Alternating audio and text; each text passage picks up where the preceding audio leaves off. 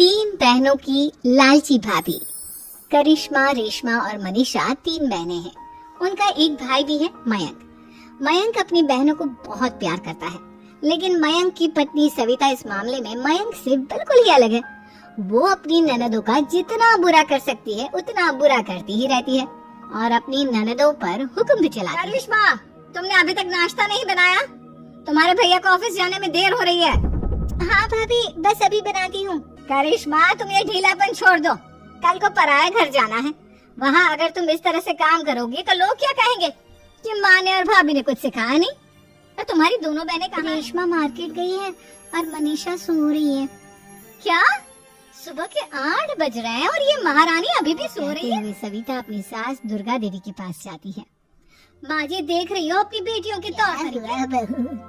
सुबह सुबह क्या कर दिया मेरी बेटी? अरे एक तो अभी उठकर किचन में गई है, दूसरी सुबह सुबह बाहर चली गई और तीसरी अभी तक सो रही है। क्या करूं मैं इन तीनों का? मैं तो परेशान हो गई हूँ। जाकर उठा उसे और रेशमा से मैं बात करती हूँ। सविता सीधा मनीषा के कमरे में जाती है और उससे कहती है, महारानी जल्दी उठो, सूरज सर पर आ गया है। थोड़ी देर और सोने दो ना, मैं रात को लेट सोई थी। वो क्या है ना, यूनिट टेस्ट चल रहे हैं। शराफत से उठती है या नहीं, या फिर पानी की भरी बाल्टी डालूं तेरे ऊपर? मुझे बिस्तर में नहीं नहाना, उठती हूँ मैं। मनीषा जल्दी से उठकर बाथरूम में चली जाती है। सभी आराम से बैठकर नाश्ता कर रहे होते कि तभी रेशमा बाजार से हाथ में सामान ले आ जाती है। रेशमा को देखते ही सविता उस पर बरस पड़ती है। क्या सामान लाना था जो सुबह आंख मलते ही बाजार की तरफ रवाना हो गई? कल आप ही तो चीख रही थी कि घर का सारा सामान मुझे ही लाना पड़ता है, घर में किसी को भी किसी काम से कोई लेना देना नहीं है। अब मैं बाजार जाकर सामान ले आई तो आपको इस बात से भी देख रही हो माँ जी, अपनी बेटी की जुबान कैंची से भी तेज चलती है। आप तो कुछ कहेंगे नहीं अपनी लाडली बहन को? रेशमा, अपनी भाभी से ऐसे बात नहीं करते। चलो माफी मांगो। भैया, मैं क्यों माफी मांगू? आप भाभी से बोलिए ना कि हम पर कम हुक्म चलाया करे। हम इस घर की बेटियां हैं और आपकी पत्नी की ननद है, नौकरानी नहीं। लो कर लो बात। इनकी भलाई के लिए कुछ भी बोलो तो इन्हें बुरा लग जाता है। इस घर में यही इज्जत है मेरी। देख लो माँ जी, आपकी बेटी किस लहजे में मुझसे बात। वहाँ से चली जाती है। मयंक को बहुत गुस्सा आता है, वो भी वहाँ से चला जाता है। फिर करिश्मा रेशमा को समझाती है, तुम्हें भाभी से माफी मांग लेनी चाहिए। मैंने कुछ किया ही नहीं, तुम्हें माफी।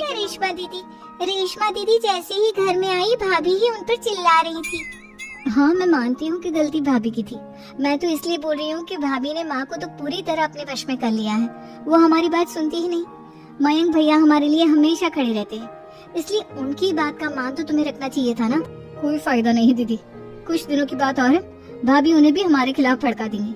फिर वो भी माँ की तरह हमारी किसी बात का विश्वास नहीं करेंगे। इसी तरह सविता अपनी तीनों ननदों को किसी न किसी बात पर परेशान करती रहती थी। एक दिन मयंक अपनी तीनों बहनों के लिए गिफ्ट लाया। करिश्मा, ये तुम्हारे लिए हार का सेट। रेशमा, तुम्हारे लिए सुंदर सी ड्रेस। और मनीषा, तुम्हें किताबें पसंद है ना, तुम्हारे लिए किताबें लाया हूँ।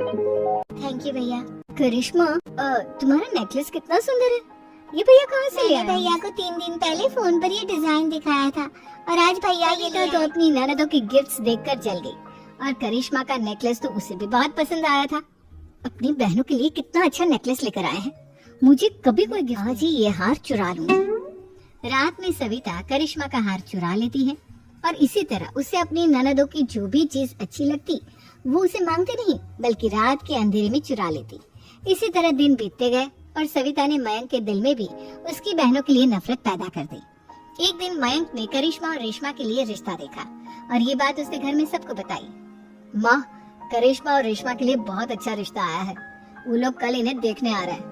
आप और सविता मिलकर सारी तैयारी कर। करिश्मा और रेशमा खुश हो जाती हैं। लेकिन सविता सोचती है, अगर इन दोनों बहनों की शादी हो गई तो घर और बाहर का काम कौन करेगा?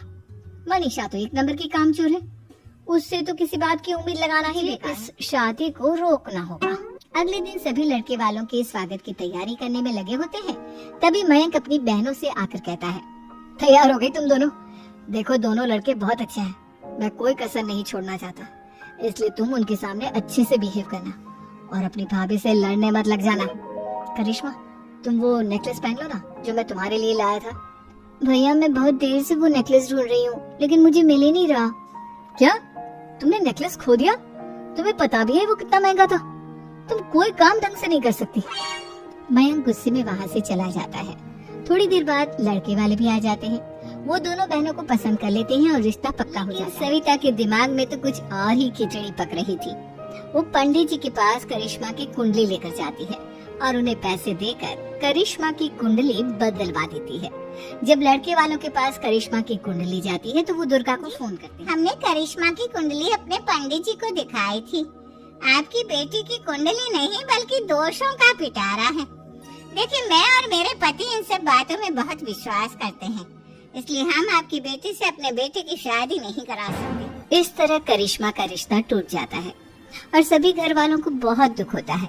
अब कविता सोचती है, करिश्मा का तो रिश्ता टूट गया, अब रेशमा का भी रिश्ता तोड़ना है, क्या करूं? अब सविता आवाज बदलकर किसी अननोन नंबर से रेशमा के होने वाले ससुराल में फोन करती है। मैं कौन हूँ कौन नहीं ये आपके लिए जानना जरूरी नहीं, बस इतना सुन लो कि रेशमा का 2 साल से किसी के साथ अफेयर चल रहा है। बस रेशमा का रिश्ता तोड़वाने के लिए सविता का इतना कहना काफी था। अब रेशमा का भी रिश्ता टूट गया। मयंक और दुर्गा देवी ने रेशमा को खूब खरी खोटी सुनाई और उस लड़के के बारे में पूछने लगे। मुझे क्यों परेशान कर रहे हो? अरे कोई लड़का होगा मेरी लाइफ में तो मैं बताऊंगी ना, जब कोई है ही नहीं तो कहाँ से लाऊं मैं कोई लड़का? तो तेरे होने वाले ससुराल वालों को फोन किसने किया था? माँ, मैं नहीं जानती किसने फोन किया था, मैं सच कह रही हूँ। मैं तो पहले ही कह रही थी, इसकी लगाम खींच कर रखो, लेकिन मेरी सुनता ही कौन है? आप चुप रहिए भाभी, ये सब आपका ही किया धरा है। अब तीनों बहनों को विश्वास हो जाता है कि ये सब उनकी भाभी ही कर रही है। तीनों बहनें अपनी भाभी को सबक सिखाने के लिए एक वकील कर लेती है और घर में हिस्सा मांगना। देखो भैया, माँ बाप की जायदाद में जितना बेटों का हक होता है उतना ही बेटियों का, इसलिए इस घर के 4 हिस्से होंगे और हमें अपना हिस्सा चाहिए। मैंने तुम्हारे लिए, और तुम इस घर में हिस्सा मांग रही हो? भैया, आप और माँ हम बहनों की कोई बात नहीं सुनते हो और भाभी हमारी शादी नहीं होने देगी क्योंकि उन्हें लगता है कि आप हमारी शादी में ज्यादा पैसा लगाओगे और उन्हें हम जैसे फ्री की नौकरानी कहाँ मिलेगी। तो हम भाभी के साथ तो रह नहीं सकते, हम बहनों को अपना हिस्सा चाहिए। अरे तुम्हें शर्म आनी चाहिए अपने भाभी पर ऐसे इल्जाम लगाते हुए। वो तुम्हारे बारे में कितना सोचती है। हाँ माँ, भाभी हमारे बारे में बहुत सोचती है, दिन रात बस यही सोचती रहती है कि किस तरह से अपनी तीनों ननदों को परेशान करूं और कभी मुझे पढ़ने भी नहीं देती। दोनों बहनों का रिश्ता भी तो इन्होंने ही तोड़वाया है और रात में हमारे कमरे में आकर हमारी चीजें भी चुराती हैं। इसी तरह सविता की तीनों ननदें अपनी बात पर अड़ी रही। अब कोर्ट में तारीख भी शुरू हो गई। जब सविता को लगा कि उसकी तीनों ननद इतनी आसानी से नहीं मानने वाली, तो उसने अपने पति और सास को सारी सच्चाई बता दी और अपनी तीनों ननद से माफी मांगी। मयंक और दुर्गा को भी अपनी गलती का एहसास हो गया। अब सविता खुद करिश्मा और रेशमा के लिए अच्छा रिश्ता ढूंढती है